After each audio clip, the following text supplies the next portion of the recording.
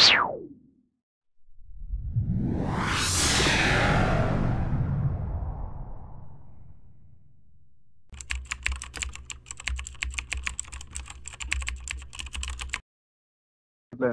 నిమిషం లైన్ లో ఉండండి. లైన్లో ఉంటారు. హలో హలో హలో హలో నమస్కారం అయ్యా. హలో నమస్కారం అయ్యా. నమస్కారం అండి. ఎవరండి? మాస్టర్ గారు, అవునవునండి. అదే మీరు యూట్యూబ్ లో ఒక సాక్ష్యం చూస్తానయ్యా నేను. అవునండి. అయితే అక్కడ చనిపోయి మీద ముద్ద అయిన శరీరం కూడా లేపాడు కదా యేసయ్య. అవునవునండి. ఇక మా అన్నగారికి కూడా హెల్త్ బాగాలేదయ్యా, జరా మా అన్న కూడా లైన్ లో ఉండు. ఓకే అండి. అలా ఏమన్నా కొద్దిగా ప్రేయర్ చేసి మా అన్నగారికి ఏమన్నా హెల్ప్ చేస్తారేమన్నట్టుగా కాల్ చేశానయ్యా. మీ అన్నగారి పేరు? మా అన్నగారి పేరు యేసుపాల్ అయ్యా.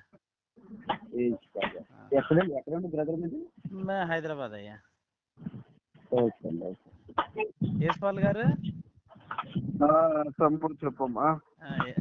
యేసుపాల్ గారు అన్న మాట్లాడుతున్నారు చూడు అయ్యగారు. యేసుపాల్ గారు పైసలండి. ఎలా ఉన్నారు? మీకు ఎలా ఉందండి ఆరోగ్యం? ఏమైంది అసలు? అసలు ఏం బాగలేదు తమ్ముడు. అమ్మా అయ్యా, ఏమైంది అసలు? మీకు ఏమైంది అంటున్నానండి. అంటే అది చెప్పుకునే పరిస్థితి కాదు తమ్ముడు. ఓకే అండి. ఇక్కడ ఒక్క నిమిషం చెప్పమంటే కొంచెం వినండి నాన్న. సింపుల్ గా ఒక 2 మాటలు, ఎక్కువ మాట్లాడలేకపోతున్నారు. పర్వాలేదు, ఇబ్బంది ఏం లేదు. అంటే నా విషయం మొత్తం చెప్తే నీకు ఒక అవగాహన వస్తుంది. నాకు కొంచెం ఒక పరిష్కారం దొరుకుతుంది పాస్టర్ గారు. ఓకే అండి. అయ్యా, ఇప్పుడు మాది బందర్ సార్. ఓకే అండి. బందర్ అయితే ఇక్కడ మా పాస్టర్ గారు ఒక ఆయన నాకు బాప్తిజం ఇచ్చి ఉన్నాడు. నాకు ఒక 250 గజాలు స్థలం ఉంది నాన్న. ఓకే అండి. సరిగా నాకు పెళ్లి కాలేదు. అయితే ఇక పాస్టర్ గారు అన్నారు, తమ్ముడు సార్ మీరు ఆ స్థలంలో చర్చి కట్టిద్దాము, నీకు ఆశీర్వాదకరంగా ఉంటుంది, పరలోకం ప్రాప్తి జరుగుద్ది అంటే నేను 250 గజాలు చర్చికి ఇవ్వడం జరిగిందండి. ఓకే అండి. అక్కడ వాళ్ళ మేడం పాస్టర్ అమ్మ పరిచయం అయిందండి. పాస్టర్ అమ్మ పరిచయం అయిన తర్వాత పాస్టర్ గారు ఆస్ట్రేలియాలో ఎక్కడికో వెళ్ళారండి. వెళితే ఒకసారి నాకు చర్చకి సంబంధించి లెక్కలు అయ్యి చూడాలండి, ఒకసారి రండి అని చెప్పేసి ఆమె పిలిచింది సార్. పిలిచిన తర్వాత ఎవరు లేరండి, నేను ఒక్కనే ఉన్నాను, లెక్కలు అయ్యి చూసుకుంటూ సరే పాస్టర్ గారు వస్తానమ్మా అని చెప్పి అన్నాను. లేదండి ఈ పాలు తాగండి అని చెప్పేసి పాలు తాగిచ్చిందండి. పాలు తాగిన తర్వాత నేను అలాగ వాళ్ళ బెడ్ మీద పడిపోయానండి. నాకు ఏం జరిగిందో అర్థం కాలేదండి. తర్వాత ఆవిడ చెప్పింది, ఇక నేను నీ మీద మనసు పడ్డాను, ఒకసారి అడిగిందండి. అడిగితే నేను అలాంటి వాడిని కాదమ్మా, పాస్టర్ గారికి నేను ద్రోహం చేయనని చెప్పానండి. సరే ఆమెమైందంటే ఇక నువ్వు నాకు ఆ విధంగా లొంగలేదు కాబట్టి పాలు తాగిచ్చాను, ఇక నీతో సెక్స్ చేశాను నేను అని చెప్పిందండి. సరే ఇక అయిపోయింది కదా అని చెప్పి కంటిన్యూ అయ్యాను సార్. అమ్మా కంటిన్యూ అయిన తర్వాత అయ్యగారు పాస్టర్ అమ్మ గారికి గర్భిణి అయిందండి. పాస్టర్ అయ్య గారేమో ఆయన ఒక 1 year తర్వాత వచ్చారు. ఈ మధ్యలో వచ్చిపోతూ ఉన్నారు అనమాట. ఒక 2 నెలలకి 3 నెలలకి అలా వచ్చిపోయారండి. అయితే ఇక పాస్టర్ అమ్మ గారు పాస్టర్ అయ్య గారు గొడవ. నేను లేను కదా, నీకు ఎక్కడ ఎలా బాబు పుట్టాడు ఏంటి అని చెప్పేసి నిలదీస్తే ఆవిడ చెప్పలేదు. మరి ఎలా తెలిసిందయ్యా అంటే, నాకు టెస్ట్ చేసుకుంటే HIV పాజిటివ్ అని తేలిందండి. HIV పాజిటివ్ అంటే ఇక పాస్టమ్మ గారికి ఎయిడ్స్ ఉందంటండి. ఆ పాస్టమ్మ గారికి ఎయిడ్స్ ఉండటం వల్ల నాకు ఎయిడ్స్ అనేది అది ఏం చేద్దామండి, ఇక మరి వేస్తుందయ్యా ఏం చేస్తాం, మరి నమ్మకం ఉన్న నమ్మకం పాక అని చెప్పి ఏసఐ నమ్ముకున్నానయ్యా. తన 250 గజాలు ఇచ్చాను. నాకు మరి ఎయిడ్స్ వచ్చిందయ్యా, ఏం చేయాలో అర్థం కావట్లా. పాస్టమ్మ గారికి ఎయిడ్స్ ఉందండి, నాకు ఎయిడ్స్ వచ్చిందండి. అది ఇక చాలా డాక్టర్ దగ్గరికి తిరిగానండి, ఎక్కడ తగ్గే పరిస్థితి కనిపించలేదు.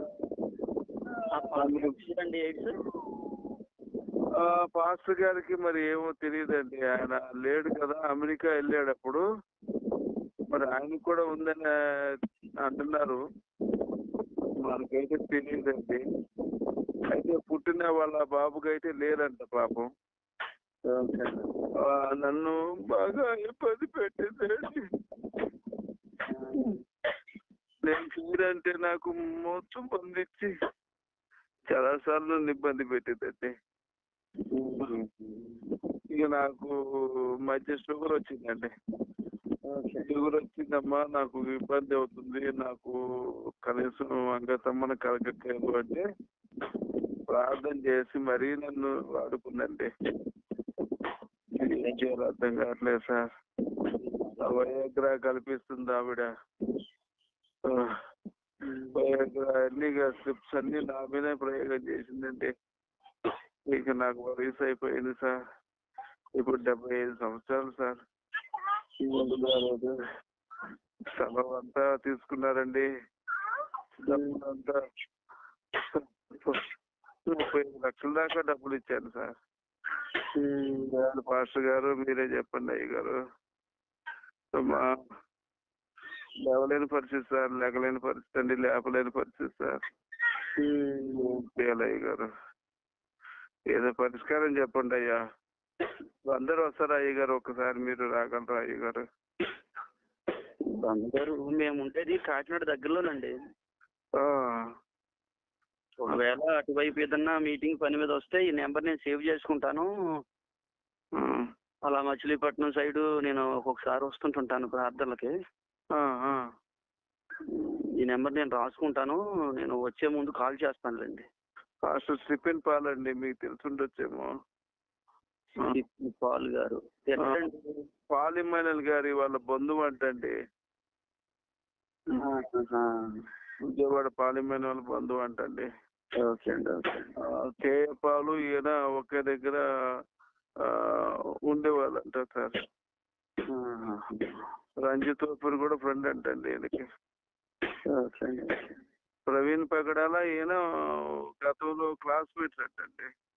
అయ్యో,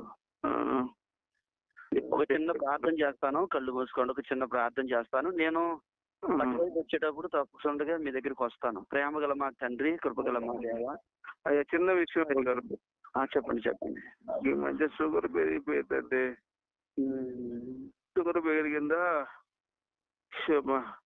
ఈ మధ్య బాగా ఇబ్బంది అవుతుంది సార్.